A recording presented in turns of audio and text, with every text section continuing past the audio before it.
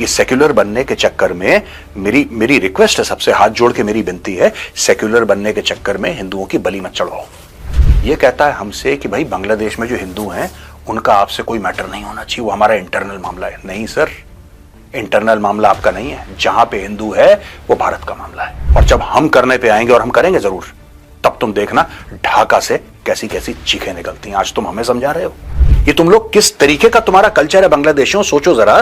तुम ये चाहते हो कि तुम रेस्टोरेंट में जाओ, खाना खाओ, फिर अगर तुमसे बिल कोई मांगे तो जालिम है।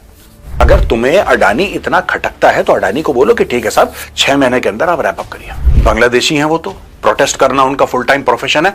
It is just known for protest and nothing else. सारे कांड खुद करते हैं और फिर उंगली भारत की ओर ये पॉइंट करते हैं कि भारत ही इन सब चीजों का जिम्मेदार है। समय से बांग्लादेश हमारे रडार से हट गया था। दोस्तों, बात यह है कि बांग्लादेश का जो क्राइसिस है वो खत्म होने का नाम नहीं ले रहा, और ये भारत को ब्लेम कर रहे हैं।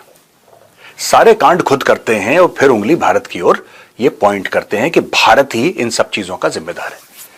अच्छा, chief of army staff of the Bangladesh army का यह कहना है कि साहब, हमें यह एक्सपेक्टेशन था कि जल्दी जल्दी हमारी ड्यूटीज खत्म हो जाएंगी और हम लोग वापस कैंटोनमेंट चले जाएंगे। यानी कि आर्मी जो डिप्लॉयड है सिविलियन एरियाज में, वो वापस कैंटोनमेंट के अंदर चली जाएगी, फौजी छावनियों के अंदर चली जाएगी और उनकी जिम्मेदारी खत्म होगी। लेकिन उन्होंने ये बोला कि हमारी जिम्मेदारी अब बढ़ती चली जा रही है। दोस्तों, मैं आपको बताता हूं जो बांग्लादेश का इतिहास है, बांग्लादेश के इतिहास का एक जिसको कहते हैं एक बड़ा प्रोमिनेंट फीचर यह है कि जितनी पाकिस्तान में मिलिट्री कू नहीं हुई है, उससे कहीं ज्यादा बांग्लादेश में हुई है। और बांग्लादेश में जब मन चाहे फौजी चलते फिरते आते हैं, 4 थप्पड़ लगा के ऊपर बैठ जाते हैं। यह बांग्लादेश का इतिहास है दोस्तों। और यह जो बांग्लादेश के आर्मी चीफ वकरुज्जमान ने बोला है कि साहब, हम लोगों की और जिम्मेदारियां हैं, हमें डिलीजेंटली अपनी जिम्मेदारियां निभानी है। क्या है ये जिम्मेदारी? क्या है ये जिम्मेदारी? सिर्फ ये है कि जितना सिविलियन एरिया में अपना प्रेजेंस बढ़ा सकते हो बढ़ाते जाओ। अगस्त में गई थी शेख हसीना, अगस्त में। सितंबर, अक्टूबर, नवंबर, दिसंबर, जनवरी, फरवरी, दोस्तों 6 महीने कंप्लीट हो चुके हैं। इनफैक्ट 6 महीने से ज्यादा हो चुके हैं, 6.5 महीने हो चुके हैं। और अभी तक चुनाव कब होंगे ये किसी को पता नहीं है। मोहम्मद यूनुस बोल चुका है कि साहब 2026 से पहले, बिफोर 2026 मुझसे बात भी मत करना, मैं तब डिसीजन दूंगा कि कब चुनाव होने वाले। अब इसमें देखिए, अमेरिका यूएस एड का पैसा बंद कर देता है। जो बाइडेन का पिछलग्गू था डोनाल्ड ट्रंप ने वो पूंछ काट दी। डोनाल्ड ट्रंप ने बोला कि ये जो अम्बिलिकल कॉर्ड है बिटवीन मदर एंड चाइल्ड, इसको काटो सबसे पहले। यहां पे मदर है जो बाइडेन और चाइल्ड है मोहम्मद यूनुस। अम्बिलिकल कॉर्ड काट दिया डोनाल्ड ट्रंप ने। अब नमस्कार दोस्तों, जय हिंद जय भारत। दोस्तों, बांग्लादेश ने फिर भारत पर उठाई उंगली, बांग्लादेश को ठोकेगा भारत। अब बांग्लादेश मचेगा हाहाकार, बांग्लादेश का टुकड़ा टुकड़ा कर देगा भारत। तो क्या है पाक मीडिया का रिएक्शन, आइए देखते हैं। वीडियो देखने से पहले अपने चैनल को सब्सक्राइब नहीं किया, सब्सक्राइब करें, कमेंट करें, वीडियो अच्छी लगे लाइक करें, शेयर करें। आइए देखते हैं वीडियो। जय हिंद जय भारत, वंदे मातरम, भारत माता की जय। करेंगे भारत और बांग्लादेश के दरमियान बढ़ती हुई टेंशन्स और पाकिस्तान बांग्लादेश तिजारती ताल्लुकात की नई शुरुआत के बारे में। बांग्लादेश भारत से दूर और पाकिस्तान के करीब हो रहा है, या क्या ये साउथ एशिया के जियोपॉलिटिकल लैंडस्केप में एक नए दौर का आगाज है? इन सब के बारे में आज हम बात करेंगे। तो चीमा साहब, आपने देखा है कि जैसा बांग्लादेश और भारत के दरमियान जो टेंशन बढ़ रही है, उसकी असल वजह क्या है? क्या ये सिर्फ सियासी मसाइल हैं या इसमें स्ट्रैटेजिक या फिर डिप्लोमेटिक फैक्टर्स भी शामिल हैं? देखिए, बहुत शुक्रिया दुआ। देखिए, पहली बात तो ये है कि अगर आप सिर्फ वो जैसे कहते हैं ना state of India Bangladesh relations देखें, तो वो शेख हसीना वाजिद का जब रिमूव किया गया तो तब ज़ाहिर बात है इंडिया के ताल्लुकात जो हैं उस वक़्त थोड़े मुश्किल में पड़ गए थे।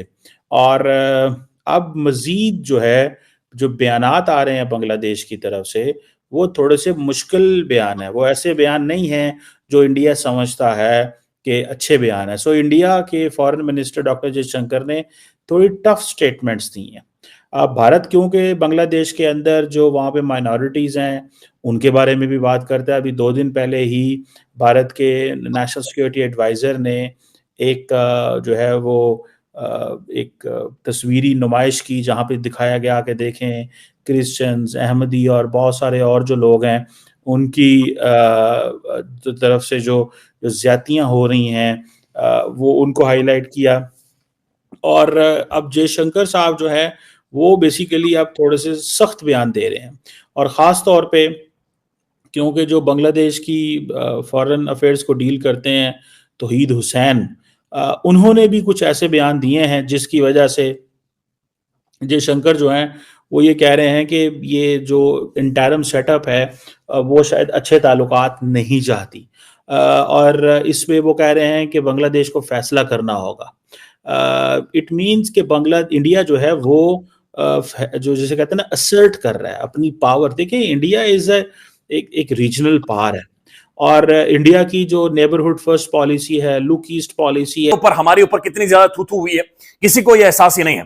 कंपैरिजन देख लें, एक तरफ पाकिस्तान मैच हारता इंडिया से, 30 सालों बाद दुनिया ने हमारी तरफ मुंह मोड़ा, क्रिकेट से हम बर्बाद हो गए, हम हार गए, टुक टुक रक्षा, हमारा बिल्कुल कोलैप्स नजर आया। मोहम्मद रिजवान का कंधे झुके हुए, बाबर आजम को अजीब किस्म की अलिफ बे पे पढ़ रहा है, अकड़ बकड़ टीम कर रही थी और बिल्कुल उसकी धज्जियां उड़ गई, बिल्कुल तबाही निकली है।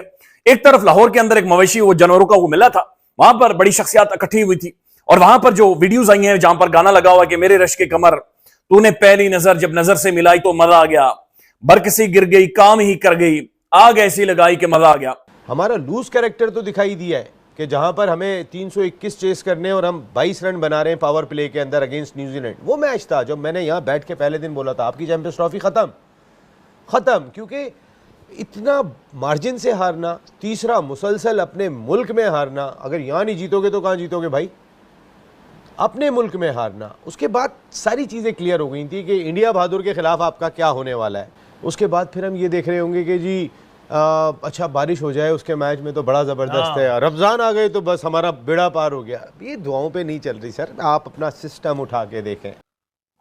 अभी भी खान अंदर महंगा मुश्किल हो जाएगा, सेमीफाइनल को छोड़ दो, नहीं सेमीफाइनल को छोड़ो, पाकिस्तान ने एग्रेसिव क्रिकेट ही नहीं खेली, और जब आपको मौका मिल गया टॉस जीत लिया, एग्रेसिव हो जाते, डर डर के खेल रहे हैं। फिर विराट कोहली कहा था नहीं चलेगा, उसने कैच दिया, आपने छोड़ दिया। रोहित शर्मा कहा नहीं चलेगा, नहीं चला रोहित शर्मा। रिजवान का कहा नहीं कुछ नजर आ रहा, और 50 नहीं की उसने। बाबर कहा नहीं, वो भाई जब कह रहे हैं हम कि भाई फहीम को डाल दीजिए पहले से और बाबर को 1 डाउन पे लाइए, अब क्या करें, अब सर्जरी करें बस, और पूरे मुल्क की सर्जरी करें, सारे डिपार्टमेंट्स में जाएं, सर्जरी करें, सिफारिशी लोगों को फारिग करें, सर्जरी करें। और खेल में सियासत नहीं होती है, उसमें पर्ची सिस्टम नहीं होता है। अब क्या करें, अब कौम के बच्चे परेशान हैं। हम सोच रहे थे कि जी ये मार्च के महीने में ये बड़े बच्चे खुश होंगे, वैसे खुशियों के साथ घूमेंगे, क्रिकेट खेलेंगे। वो कहते जी हम क्रिकेट नहीं खेल रहे, मैं कहा फिर हॉकी खेल लो, साडा तो फिर कौमी खेल हुई, तो तुहानू कहने का क्रिकेट जो जाओ। थिंकिंग आदमी है, उसको ये लगेगा कि साहब देखिए प्रॉब्लम शेख हसीना थी, शेख हसीना चली गई तो प्रॉब्लम सॉल्व हो गई। भाई कांटा था ना, कोई कांटा था जो आपको इरिटेट कर रहा था, कांटा था जो आपको परेशान कर रहा था, दर्द हो रहा था, वो कांटा निकल गया है। अब क्यों परेशानी हो रही है, अब क्या मामला है? जितने भी आवामी लीग के लोग थे उनको जेल में डाल दिया, उनकी दुकानें जला दी, उनको जान से मार दिया, वहां पे रेप हो गया, वहां पे मर्डर हो गया, वहां पे सब कुछ हो गया। अब तो आवामी लीग बिल्कुल जिसको फौज में कहते हैं लाइंग लोगो, बिल्कुल सर दुबक के बिल्कुल नीचे बैठी है ट्रेंच के अंदर यार। अब खतरा कहां से है? खतरा यहां से है कि डॉक्टर जयशंकर ने साफ बांग्लादेश की ओर इशारा करा और बोला है कि यार एक बात बताओ, तुम हर समय भारत को क्यों ब्लेम करते हो? Why do you keep on blaming India? What is wrong with you guys? आप ये देखिए ना, बांग्लादेश की एक फितरत है, जो भी कुछ होता है आज की तारीख में पॉलिटिकल इंस्टेबिलिटी है, राइट? पॉलिटिकल इंस्टेबिलिटी है तो ये लोग ये कह रहे हैं कि साहब पॉलिटिकल इंस्टेबिलिटी है, पॉलिटिकल इंस्टेबिलिटी है, ये भारत करवा रहा है। भारत कैसे करवा रहा है यार?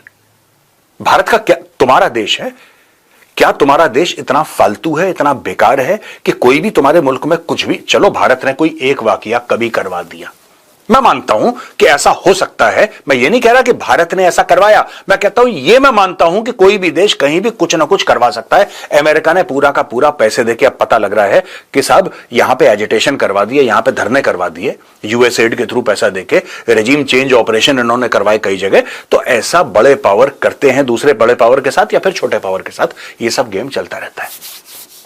कनाडा कहता है कि भारत ने इलेक्शन में इंटरफियरेंस करी, प्रूफ कोई नहीं दे पाए लेकिन कहता तो है। तो दोस्तों मैं जियोपॉलिटिकली मानने को तैयार हूं